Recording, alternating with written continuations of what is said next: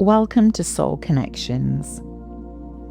Thank you for being here and for choosing to spend some time listening with me today. On this channel, I share real experiences that people have trusted me with. Stories that are personal, honest, and often difficult for the person to put into words. I share them with care and respect because I know many of you come here looking for comfort and reassurance and a sense that there may be more to life than what we can see. The story you're about to hear was sent to me by someone who asked for their experience to be shared in their own words. They had a near-death experience, and what they describe is not frightening. It is gentle, detailed, and deeply reassuring. What I'm reading is their account as faithfully as possible. If you're listening while you're resting, you don't need to hold on to every detail. Just let the story come to you. And if you're listening because you've lost someone or because you're afraid, I hope this brings you a little peace. This is Jane's story. I never thought I'd be the kind of person who would talk about the other side. Even now, I don't say it lightly, and I don't say it to convince anyone. I'm not trying to win an argument. I'm not trying to become a spokesperson for anything. I'm simply telling you what happened to me, because it happened, and because it changed something deep inside me that has never returned to the way it used to be. Before this, my relationship with death was the same as most people's.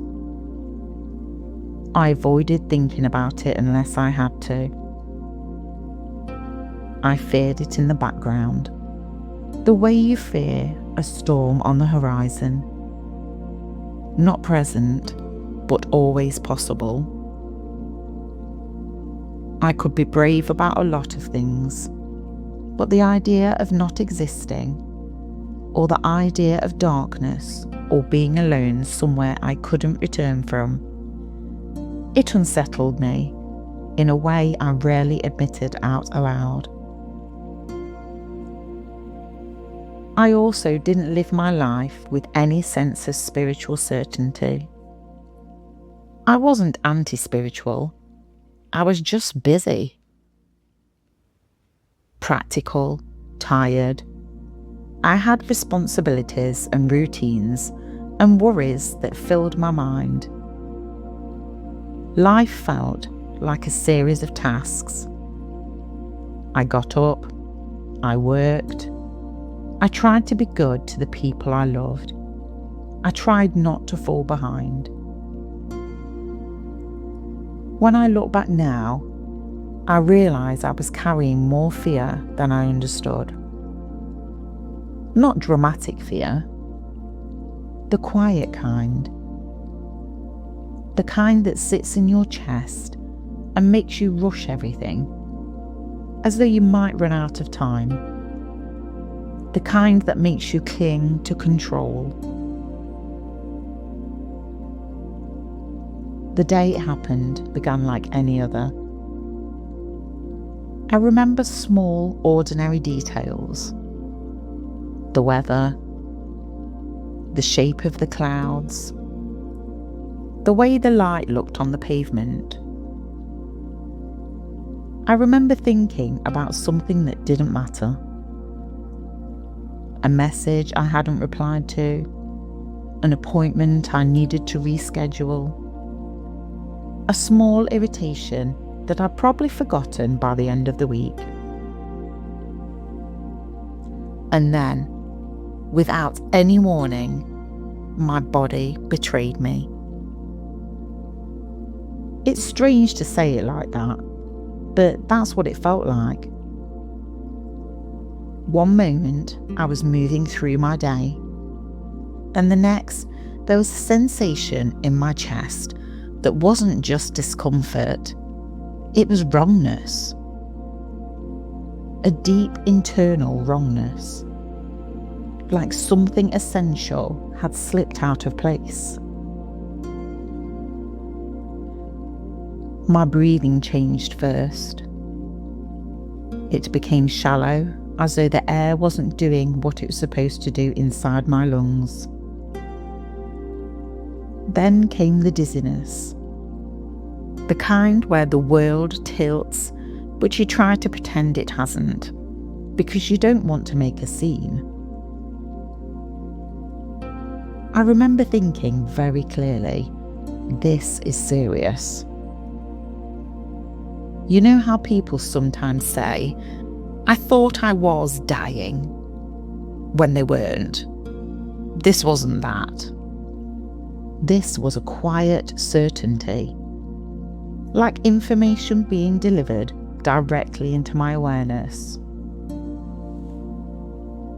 My heart. I don't know how to describe this. My heart felt both frantic and distant, like it was trying too hard, and at the same time, like it was already moving away from me.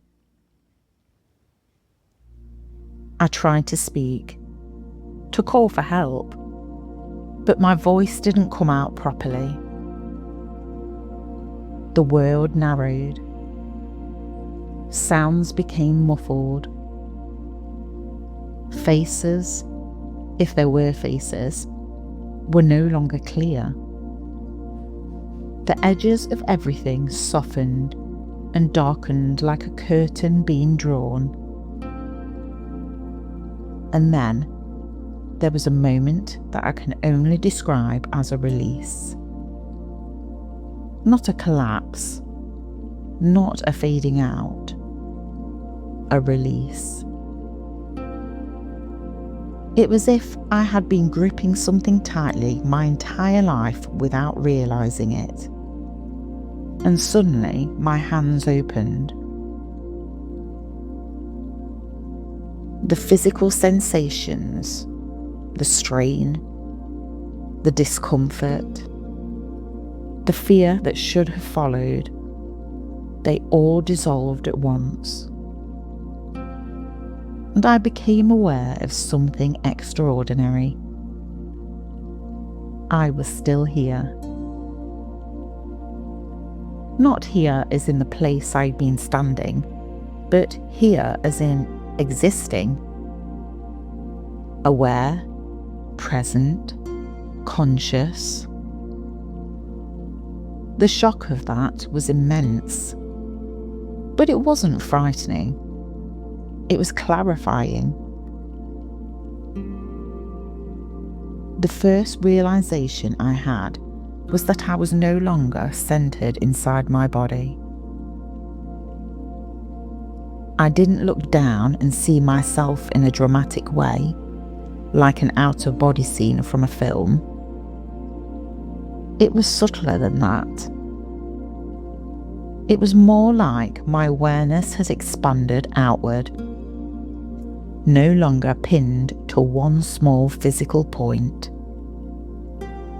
I was not trapped behind my eyes. I was like all around, in a way that felt natural and familiar. The second realization was that there was no pain. I cannot explain the relief of that. The body had been struggling, shutting down, and then suddenly there was no struggle at all. No discomfort, no tight chest, no dizziness, no fear, just an astonishing peace. But it wasn't empty peace. It was alive. The next thing I became aware of was a kind of light. Not like a bulb or sunlight. It wasn't harsh, and it didn't cast shadows. It didn't come from a direction. It was simply the quality of the space itself. A gentle brightness that felt intelligent, aware, and welcoming. And I want to be very clear about this. I did not feel alone. The loneliness people fear about death, that sense of being abandoned, was completely absent. In its place was a feeling of presence, as though I was within something that knew me intimately. I felt known. That may sound unsettling, but it wasn't. It was the opposite of exposure. It was comfort. It was the feeling of being seen completely and still being safe. I remember thinking, so this is what it's like. Not with words exactly. Thoughts were different. It was different there. Thoughts were more like direct knowing. You didn't have to form a sentence, you just understood. I understood that I was not being punished. I understood that I had not failed at life. I understood that nothing had gone wrong. And that understanding arrived with such gentleness that I wept. If you can call it weeping without a body. It was more like an emotional opening. A release of tension I didn't know I'd been holding. As I became more aware, the space around me seemed to unfold. Again, it's difficult to describe because it wasn't physical space in the way we understand it. It had no walls, no ceiling or floor, and yet it was structured. It had layers to it like depth. Imagine being in a place where everything is made of calm. That's the closest I can come. And within that calm, there were presences. Not shadows, not ghosts, not frightening shapes. Presence that felt familiar. The moment I sensed them, I felt a flood of recognition so strong it almost took my awareness off balance. It was like walking into a room and realising the people there have known you forever, even if you can't place how. I did not see faces the way you do here. I didn't need to. Their identity was felt instantly. It was like recognising someone by their essence. One presence in particular felt close to me, not physically close, but intimately near, and the feeling that came with it was love. I know people say that, I know it can sound cliche, but this was not romantic love, not love that needs anything. It was unconditional, steady, and enormous. It didn't say, "You're forgiven," because there was nothing to forgive. It said in a way beyond words, "You are safe, you are ours, you are home." And I believed it completely. Not because I was persuaded, but because it was the truth of that place. I remember a question forming in me, though I didn't speak it. Am I dead? And the answer arrived immediately, like a hand resting gently on your shoulder. Your body is dying. You are not. That sentence, that simple understanding, changed everything for me. Because it was not a belief, it was a lived knowing. I was shown in a way that consciousness was not produced by the body, the way music is produced by the radio. The body was more like the radio receiving something that already exists. When the radio breaks, the signal doesn't end. The signal continues. I understood that I'd always been more than my body. And this understanding settled into me. I became aware of something else. A kind of review. But not the terrifying kind some people describe. There was no judgment, no court, no accusation. It was more like seeing my life from a wider angle, with compassion. Moments drifted into my awareness. Interactions, words I'd spoken, times I'd been kind, times I'd been impatient, times I'd been afraid and tried to hide it. And what struck me the most was that I could feel how those moments felt to others. Not as a punishment, but as an understanding. It was like empathy expanded into clarity. I didn't feel shamed. I felt educated, as though I was learning what mattered.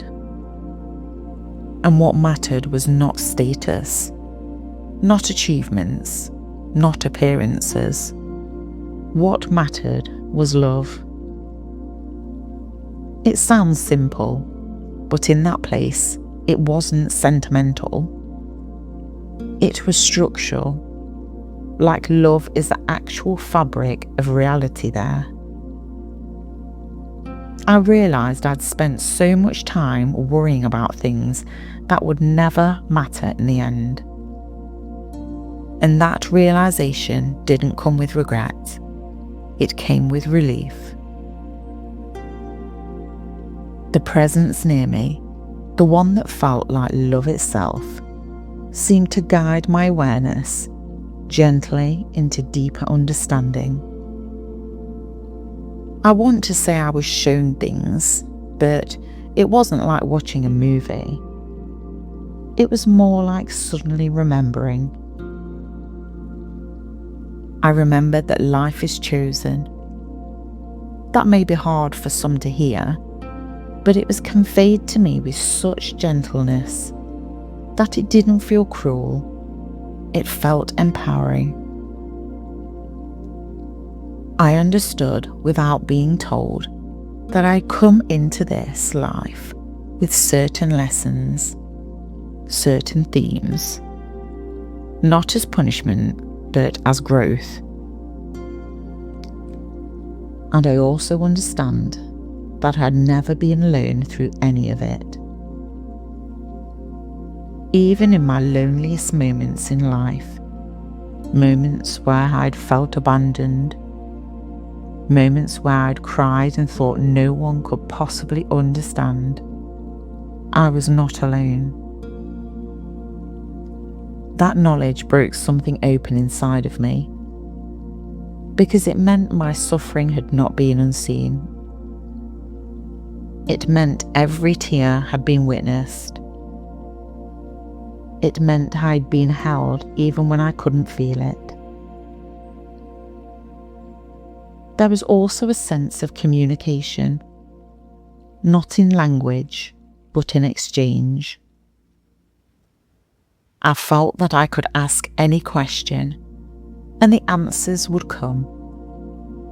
So I asked in the simplest of way I could, "What is death?" And the answer came as a layered understanding. Death is not an end. It is a transition. It is the releasing of a heavy coat. It is the returning of awareness to its larger self. I understood that the fear people have, the fear of darkness, the fear of nothingness, is based on a misunderstanding. Not a foolish understanding, a human one. Because from within inside a body, it's easy to assume the body is the whole story. But it isn't. I also asked, because this mattered to me deeply, what about the people we love? And the response was immediate and overwhelming. Connection does not break. Love does not end. The people you love are not lost. They are not trapped. They are not suffering in loneliness. They are in a place where they are known and held, and where they remember who they are. That reassurance entered me like a warmth. And then something else happened. A gentle but unmistakable shift. It was as though the space around me became more focused, more directional. The presence felt nearer. The loving presence felt attentive, as though waiting for my understanding to catch up to what I'd already known. And I became aware of a choice. Not a dramatic choose now moment. A quiet awareness that I could continue or I could return. And what surprised me was that I didn't feel afraid of continuing. If anything, I felt reluctant to return to the heaviness of life, the density, the struggle, the smallness of human worry. But then, within that reluctance, I felt something else. Love for the people I would leave behind. I remembered faces, voices, ordinary moments, the feel of someone's hand in mine, the sound of laughter, the ache of missing someone. And I understood that my life mattered. Not because it was important in the world's eyes, but because it was interwoven with others. The loving presence conveyed something that felt like a gentle instruction. Not yet. You can go back. And if you go back, you will not be alone. I didn't want to leave that place. I want to say that honestly, because it was so peaceful, so familiar, so full of love that needed nothing from me. But I also didn't feel forced out. It was more like agreeing to return to a story I'd temporarily stepped out of. And then the sensation of returning began. At first, it was like moving towards density. The calm space didn't disappear. It simply felt farther away, as though I was stepping from a wide open field into a narrow corridor.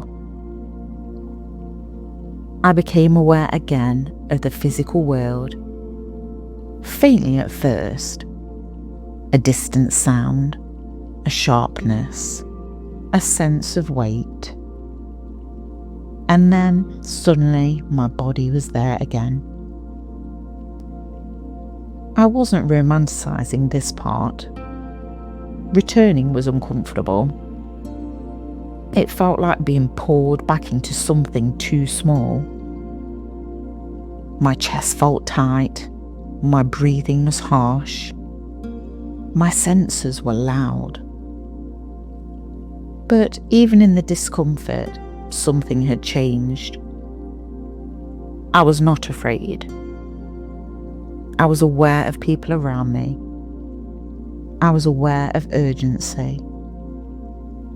I was aware of fear in others. And I remember trying to communicate, not the details of what had happened, but a simple reassurance. I wanted to say, "It's okay, I'm okay. This is not the end." In the hours and days that followed, I struggled to describe what happened. Because how do you translate a place without language into human words? How do you describe love that has no condition, light that has no source, and presence that isn't physical? At first, I doubted myself. I wondered if my mind had created it. But the feeling of it remained, and it was stronger than doubt. It wasn't just a memory, it was a shift in my baseline. The biggest change was this: my fear of death loosened. Not because I became reckless, I still value life deeply, but because the terror at the centre of the idea simply wasn't there anymore. When I thought of death, I no longer imagined darkness. I imagined release. I imagined being known. I imagined returning to a place that felt like home. Another change was subtler. I became gentler with people. I'd always tried to be kind, but I became kinder in a quieter way. Less performative, more sincere. I found myself caring less about winning arguments and more about whether someone felt safe. I also became gentler with myself. This was unexpected, because I'd spent much of my life criticising myself internally, measuring myself against standards I could never meet. After the experience, that voice softened. But because I no longer believed I was fundamentally lacking, I felt what it was to be fully known and fully accepted. It's really hard to hate yourself after that. I began to notice small things differently too. Sunlight on a wall, a stranger's smile, the sound of rain, the way time feels in the morning. I realised that life is not a hurdle to endure on the way to something else. Life is a part of it. And I understood something that still comforts me now. The other side is not a distant place you have to earn. It is close. It is woven through everything. Sometimes in quiet moments, I can almost feel it again.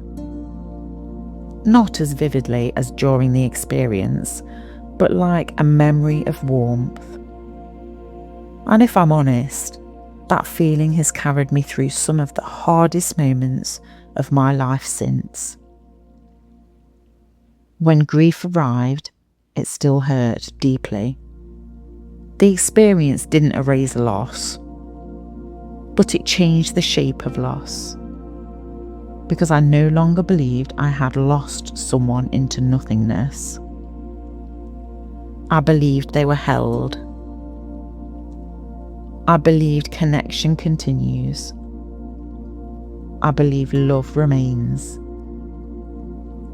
And the strangest thing is that the experience did not make me desperate to leave this life. It made me more present in it. But I understood that what we do here matters. Not because we're being judged, but because we are shaping ourselves through love, through patience, through forgiveness, through the quiet ways we show up for each other. If you're listening because you're afraid, I want to say this carefully. I can't prove this to you, but I can tell you what I lived. And what I lived was not darkness. It was not loneliness. It was not punishment. It was peace. It was presence. It was love so complete that it felt like reality itself.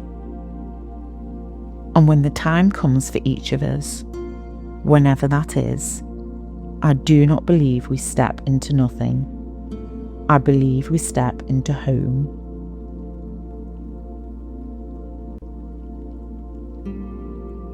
Thank you for listening to that story with such openness. If you're here because you've lost someone or because you're carrying fear, I hope this has brought you even a small amount of reassurance. At Soul Connections, you're always welcome, whether you come to listen, reflect, or simply feel less alone. If you have a story you'd like to share with me, you can send it in and I'll treat it with care and respect. Until next time, take care of yourself.